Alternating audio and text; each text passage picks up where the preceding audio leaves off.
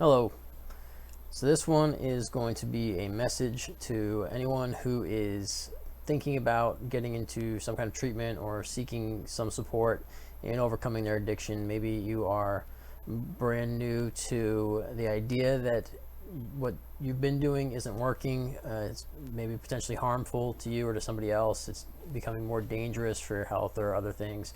It's impacting your work or your home life or other relationships. And so you're starting to think, maybe I should stop this activity, whether it's substances or other kind of what do they call them? Process disorder, process behavior, process addictions, some kind of behavioral thing. Whatever the case may be, if you are feeling like it's time to make a change, this one's for you.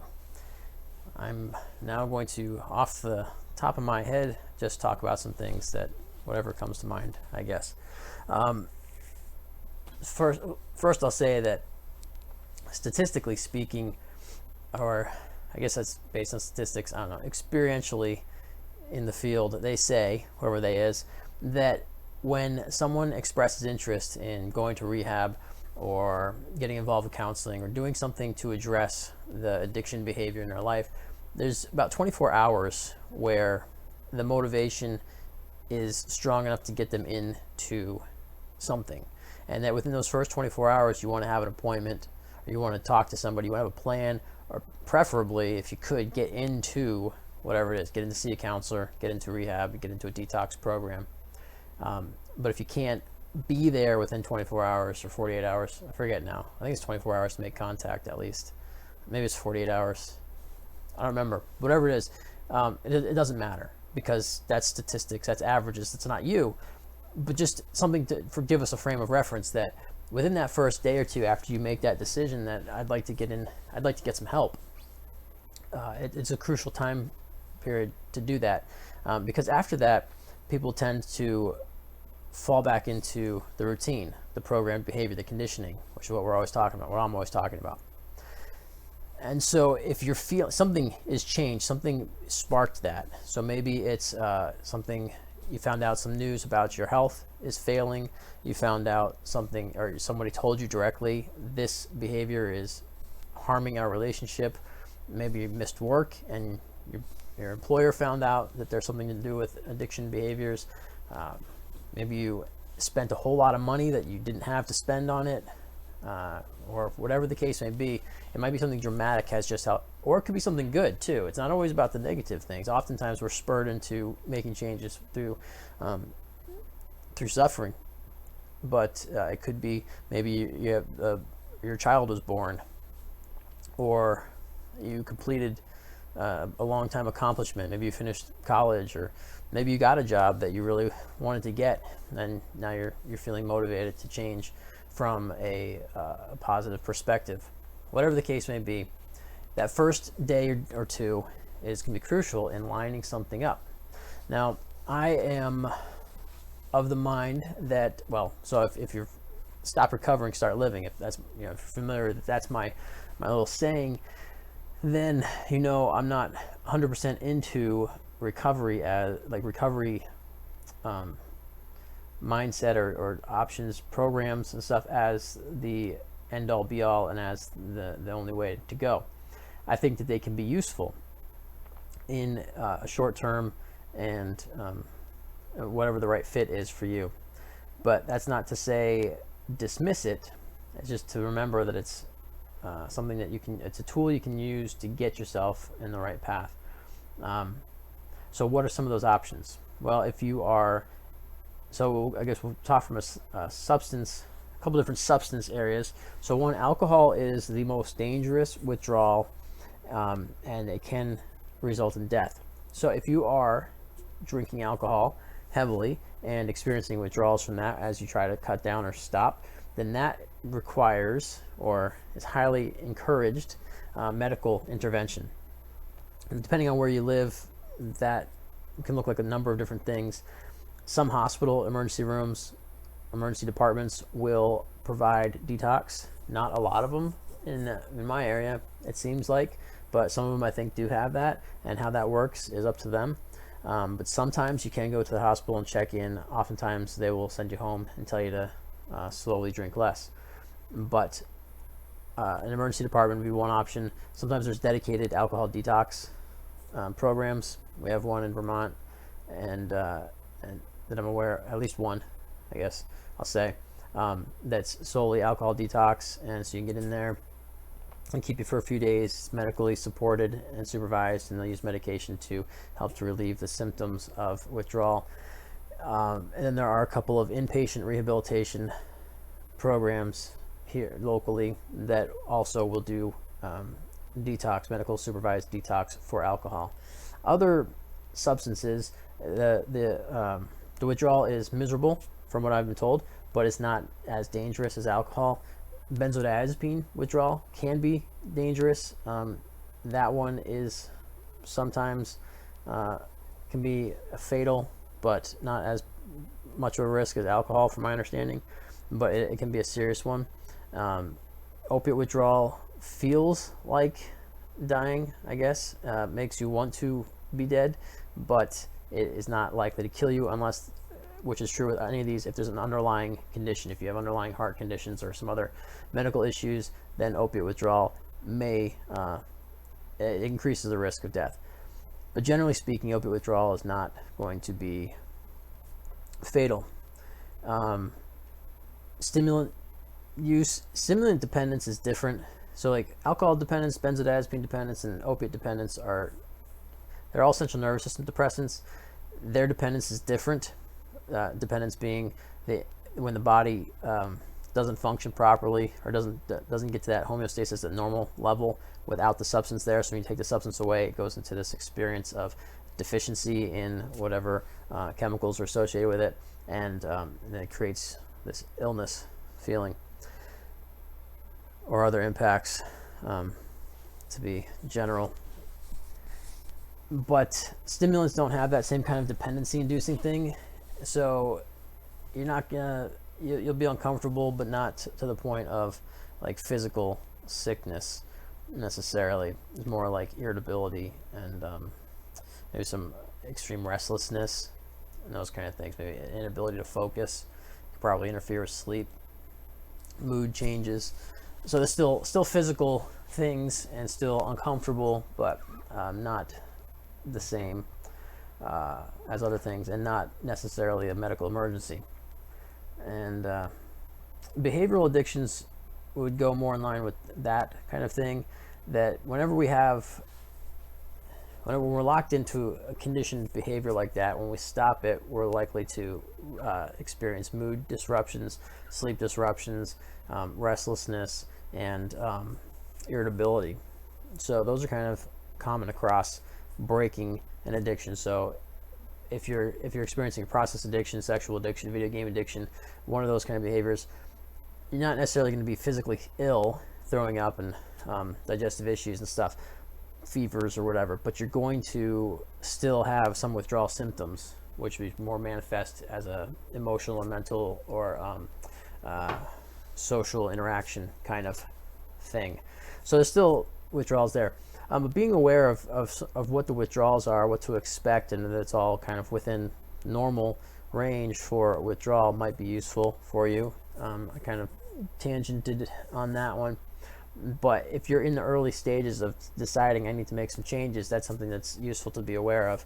And there's stages that you go through. The first couple weeks is the withdrawal stage, and then you get into what they call like the pink cloud or the honeymoon phase, where it's a couple of weeks where you feel really good. Once you've gotten past that withdrawal, your body's not dependent on the substance anymore. You've broken that connection. Then you start to feel really good about yourself. You've accomplished this thing. You've overcome something that was really difficult for you. You're experiencing new things every day, and so that's rewarding in its own way. And so for a couple of weeks you feel really good, but then that newness starts to wear off, and the long-term change settles in, and then that's what they call it, the wall. And so that's anywhere from 6 to 8 weeks after stopping the substance that you hit that part where now it becomes a grind and you're really working to maintain your abstinence. But it's important to be aware of these things. But all right, so let me see what would be useful to know. So you are in complete control, and you have all the power necessary to make the change that you want to make, to implement whatever changes you need to in your life, even when you don't feel like it, even when your brain is telling you you don't. You do. That's my belief. I believe that the spirit, the authentic self, is capable of all these things, and is the physical body that gets locked into these conditioned, routine, scripted responses to life. And that's the voice that we're used to listening to. The ego, the interpreter, the left brain, whatever you want to refer to it as, it's the mind that we think of, oh, this is me thinking, this is my mind, this is who I am. It's not who we are. It's who our body tells us we are.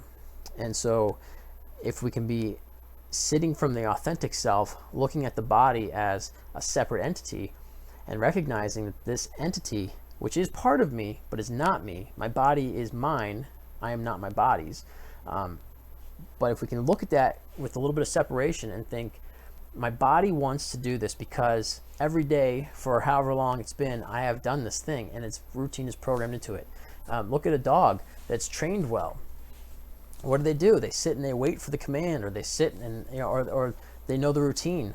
So we got a kitten for my daughter for Christmas, and so every morning now, this cat is coming and sitting on the bed right next to my face. I open my eyes and he's sitting right there looking at me, or he's climbing up on the headboard, or he's jumping on me, or he's somewhere right there. I forgot I had my glasses on. I tried to rub my eye and I hit my glasses.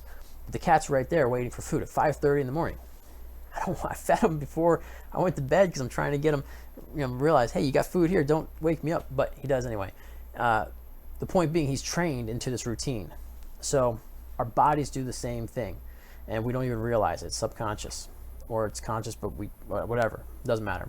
But you do these things. So if you can separate yourself a little bit, and you can sit back inside of yourself and say, this isn't me, this is my body, programmed to do these things, to feel this way, to want these behaviors, want these substances, that starts to give you a little bit of separation from the behavior and yourself, and it gives you some room to work in, where you can say, okay, I can change my thoughts. I might still be compulsively engaged in this behavior, but I can change the way I'm thinking, because it all comes back to the way you're thinking. So something happened in your life that spurred this change in your thinking, that you thought, I need to make a change, and I'm ready to make a change. So if you don't capitalize on that right now, if you don't lock in on that, there's a good chance that as the thought cycles come back around, that's not going to get acted on, but the behavior that you're trying to stop is going to get acted on. So it's important to separate some space in your mind, stop listening to that automatic voice, that interpreter, the ego, and start thinking new. What do I want? You need to imagine moving on from where you've been. That's the first step. Write it down. Imagine moving on. So if your day to day has been get high, get high, get high, get high all throughout the day, what is tomorrow going to look like? If it's not going to be get high, get high, get high, or use, numb the pain, what is it going to look like? What are you going to do differently? You have to start thinking it, start envisioning it, write it down, make lists, and realize that there's no deadline for this. This is one of the biggest, in my opinion, one of the biggest factors in stopping someone's progression is that they say, I need to stop drinking, and I'm going to stop right now. I'm never going to drink again, and I'm done. And so now they've given themselves this directive to change, but they've given themselves no time to practice that change. Now, this is fine. If you do that, do it with patience and forgiveness and love and respect for yourself, recognizing you've got to change some conditioning. Because when you say, I'm done drinking right now, I'm never going to drink again, you've given yourself zero room for practice. So now you need to change your behavior completely without giving yourself any time to practice it. It's like, getting a new piece of music, never playing it, and going right to the concert hall. And so you didn't practice at all. You said, I'm going to perform this concerto tonight. You go right to the show. You got your tux on and whatever your instrument is, your electric guitar and your tux at the concert hall. That's what I do, I guess. And so I'm out there trying to play this thing when I haven't practiced at all. And then what am I going to do? I'm probably going to make some mistakes. I mean, it's possible I'll nail it, but practice is good. And so I hit the ground running. I mess up. And then because I told myself I'm going to do it right here, right now, perfectly, and then I didn't, the slightest mistake starts to make me feel guilty. And I get in that guilt cycle of I feel guilty, I feel depressed, I want to get high so I don't feel depressed anymore. I use, and I feel guilty because I just said I was never going to do it again. And so you can see how you spiral yourself back down into this addiction behavior. It's all part of it. And the brain, the ego, the interpreter, is contributing to this factor because that's the comfort zone. That's the status quo. It's a script. That's the routine. That's where we're going to stay. That's where the brain is going to stay unless it's moved, jostled enough to get out of there. So those first 2 days is important to lock into that new thought that's saying, I need to make a change. And then within that new thought, start to envision, what can I do differently? What am I going to do differently? And then don't give yourself a time frame. Don't declare you're done right now, but don't also say, well, I'll give myself 6 weeks or four months or whatever. Just say, I'm going to start making this change for my health. To improve my health and my well-being, I'm going to start making this change. And I'm going to do it a little bit at a time as I can. As much as I can today, I'm going to do it. And you lift more and more each day incrementally as much as you can. You push yourself and you fight through the cravings. You don't just give in to the slightest little feeling of, oh, I should do this. But you push through it and you become consistent with that. But you recognize that it takes practice to not use, to not go back to that way of thinking. Because all this is a response. Some stimulus came up and you respond to it. And after enough times you did that, you paired it together. So now you've conditioned yourself to respond to that stimulus with this behavior. Now we're trying to break that pairing. And now when that stimulus comes up again, you're not going to pair, you're not going to use the same behavior you used to. You're not going to drink, you're not going to get high, you're not going to smoke, and whatever. So now when that stimulus comes up, you've got to have something new that you can do with it. And so you break the old conditioning and you're creating new conditioning, something that you're doing on purpose with awareness and intentionality.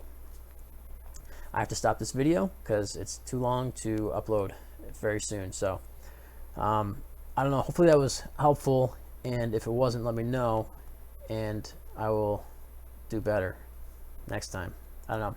But if you need support, if you're feeling like it's time to make a change, call whoever you know to be the most trusted person you can, who's the least judgmental person you can. Maybe someone who's not as involved with your life regularly so that they're not going to feel personally affected by your behaviors.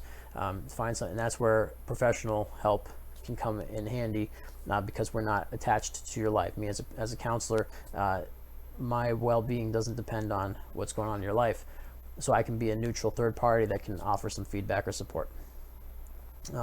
So reach out to somebody if you're feeling it's important to make a change. Statistics show you want to do whatever you can within those first day or two to make that happen.